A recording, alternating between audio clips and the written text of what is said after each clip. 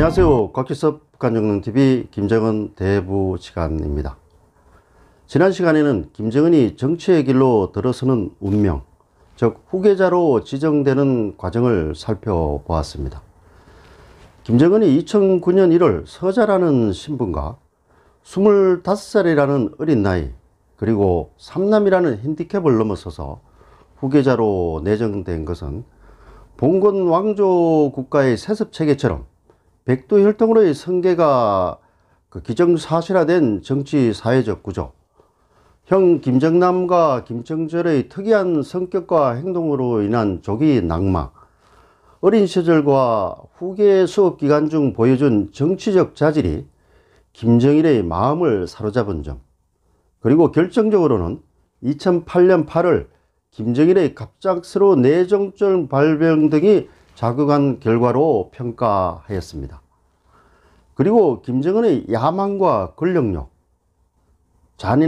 잔인무도함이 북한 내부를 넘어서서 한반도와 세계로 뻗쳐나갈 가능성도 경계하면서 적극적인 대비책 강구를 주문하였습니다.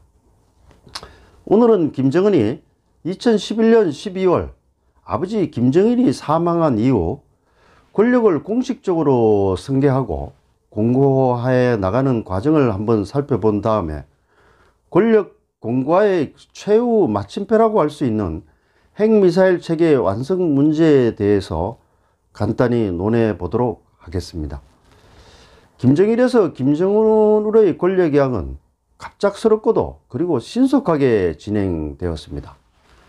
아버지 김정일이 노동당에서 12년간의 후계 수업과 김일성과의 20년간 공동통치, 김일성 사후 3년간의 유인 통치 등 약 33년간의 준비 과정을 거친 후에 최고 권력자의 자리에 오른 것과 달리 김정은은 준비 시간이 턱없이 부족했습니다.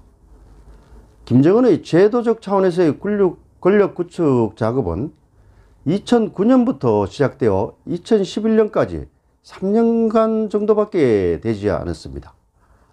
그 기간의 후계자 시절에는 비공식적으로는 보위부 마쿠지우, 공식적으로는 당중앙위원회 부위원장 직함을 통해서 수행되었습니다. 김정은의 트레이드마크가 된 공포통치는 이미 이 기간 중에 잉태되고 있었습니다. 김정은은 보위부 활동의 첫 지도 사업으로 대남 사업 일꾼 사상 재검토에 착수해서 참여정부 시 대남 접촉의 최일선에서 활동했던 최성철 당 통일전선부 부부장, 권웅 남북고위급회담 수석 대표를 비롯해서 6명을 허위보고, 남한 간첩, 부패 혐의 등으로 공개 총살하였습니다. 그리고 상당수의 대남 일꾼들을 혁명화 또는 정치범 수용소로 추방하였습니다. 일종의 시범 케이스 숙청이었다고 할 수 있습니다. 이후 북한은 대남 강경책으로 노선을 전환했던 것은 여러분들이 잘 아실 겁니다. 김정은은 김정일 사후 전혀 머뭇거림이 없이 김정일이 가지고 있던 지위에 신속하게 취임함으로써 과도기적 국면에서 일어날 수 있는 권력 누수나 투쟁의 소지를 제거하였습니다. 12월 30일 군 최고사령관을 시작으로 당정군 최고직책에 모두 취임하는데 채 100일이 걸리지 않았습니다. 아버지 김정일이 3년간의 유운 통치를 거친 후에 취임한 것과 대비해 보면 참 차이가 많이 나죠. 공식 집권위원회는 북한 체제의 내수라고 할 수 있는 당 조직 지도부와 행동대 격인 국가안전보위부를 전면에 내세워서 숙청과 공포 통치를 하면서 노동당의 기능을 정상화하는 데 주력하였습니다. 운구차 7인방 숙청과 롤러코스터식 군 인사, 김정은이 참가한 회의 시 조른제와 같은 사소한 제목을 단 숙청, 특히 대공고사청을 활용한 잔인한 공개 처형 등은 이미 세간에 많이 알려진 김정은의 특이하고도 잔인한 용인술입니다. 특히 이런 과정에서 2016년 5월 80년 6차 당대회 이후 36년 동안이나 지연시켜 오던 7차 당대회를 소집한 것은 매우 주목되는 정치적 선택이었습니다. 동회의에서 당위원장 직제를 신설하고 최고인민회의에서 국방위원회를 폐지한 후 국무위원회를 새롭게 조직한 것은 김정일 시대의 비정상적인 성군 통치 노선에 탈피해서 사회주의 체제의 기본 운영 원리인 당의 국가 체계로 회귀하려는 제도적 포석이었습니다. 혈통 정권의 특성상 전임자를 공개 비판할 수 없는 상황에서 사실상의 아버지 김일성과의 선긋기, 김일성 시대의 종언이라고 할 수 있습니다. 김정은이 단독 집권한 이후 권력을 장악하고 통치해 나가는 과정에 있어 주목할 만한 대전환점은 2012년 4월 미국과의 이의구 합의를 무시하고 실시한 광명성 3호 발사를 들 수 있습니다. 불과 2달 전에 박근혜 정부가 출범한 시기였습니다.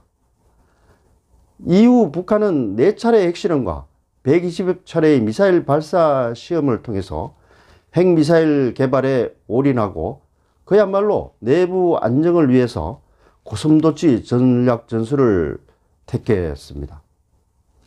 그리고 2013년 6월에는 유일영도 체계 확립을 위한 10대 원칙 개정을 통해서 김씨 일가의 영구 통치 규정을 명문화하였습니다. 백두혈통의 승계를 명문화함으로써 자신은 물론 4대 5대 승계까지 가능하도록 조치해 놓은 것입니다. 2013년 12월 고모부이자 후견인인 장성택 수천을 통한 조기 홀로서기도 중요한 전환점이었습니다. 이제부터는 나의 길을 가겠다를 선언한 것이라고 할 수 있습니다. 2016년 5월 36년 만에 7차 당대 소집으로 김정은 시대 출범을 공식 선언한 점, 2017년 2월 이복형 김정남 암살을 통한 정치적 후환 제거, 2017년 핵미사일 개발 완료 선언 후 비핵화 협상으로의 정책 전환, 이런 계기도 상당히 김정은 권력 장악 과정에서 중요한 전환점이었다고 할 수 있습니다. 김정은은 이 같은 계기를 통해서 과거 김정일 시대 인물이 아닌 자신의 인물로 권력정을 개편해 나가고 있습니다. 지난 13일 통일부가 발간한 2020년 북한 주요 인물 정보를 토대로 권력청 변화 동향을 분석한 결과를 보면 지난 1년 3개월 사이에만 무려 당 정치국위원회 71%, 후보위원회 92%, 국무위원회 위원회 82%가 교체되었습니다. 이 밖에 군의 핵심 요직이라고 할 수 있는 총참모장, 인민무력상, 정찰총국장, 호위사령관도 모두 교체되었습니다.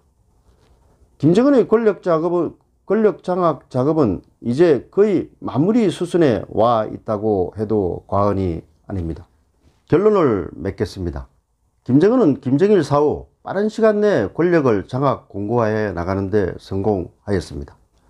이것은 수령론 등 제도 않는 북한 특유의 권력 이론이 뒷받침된 가운데 법, 조직, 인사의 제도적 조치와 백두혈통 우상화 등 상징 조작, 그리고 정책 노선 등이 유기적으로 작동된 데 기인합니다.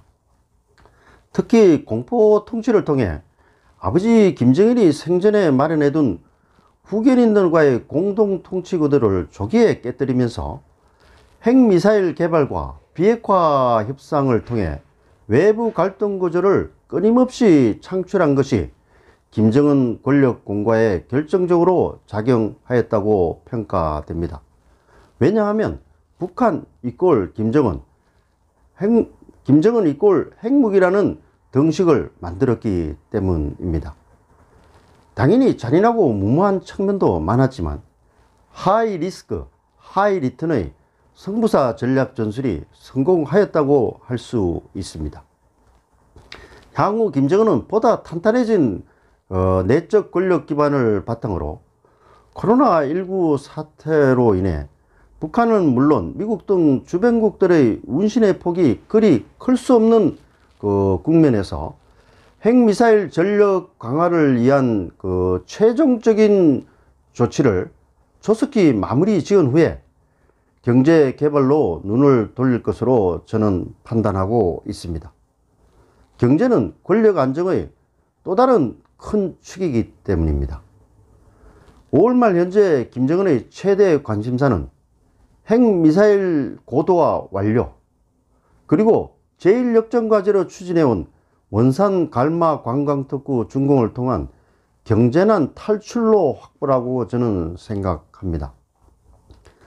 따라서 향후 북한의 도발로 한반도의 대결과 위기가 최고조로 치닫는 시점이 역설적으로 지난 2017년 말처럼 정세 변화의 큰 변곡점이 될 것으로 저는 생각하고 있습니다. 저는 김정은의 어게인 2018 전술구사는 불문가지라고 생각하는 사람입니다. 이제 그 시간도 얼마 남지 않았다고 판단합니다. 왜냐하면 지난 24일 북한이 당 중앙군사위원회 확대회의를 개최했기 때문입니다. 지난 24일 북한이 공개한 당 중앙군사위원회 확대회의 결과는 우리는 정말 주목해야 합니다. 북한의 선전략적 도발 후 대화를 통한 두 마리 토끼 잡기 전략이 사실상 카운트다운에 들어갔다고 할 수 있기 때문입니다. 따라서 지금은 우리 정부가 한가롭게 남북 교류 협력을 얘기할 때가 아닙니다. 미국과 긴밀히 공조하면서 북한의 선도발 후 대화 전략에 대한 사전 사후 대응 방안을 강구할 때입니다. 그리고 필요하다면 북한에 경고를 해야 할 때입니다. 대한민국의 안보와 국민의 생명을 책임지고 있는 분들의 보다 위중한 사태의 인식을 촉구하면서 오늘 방송을 마치도록 하겠습니다. 끝까지 경청해 주셔서 대단히 감사합니다.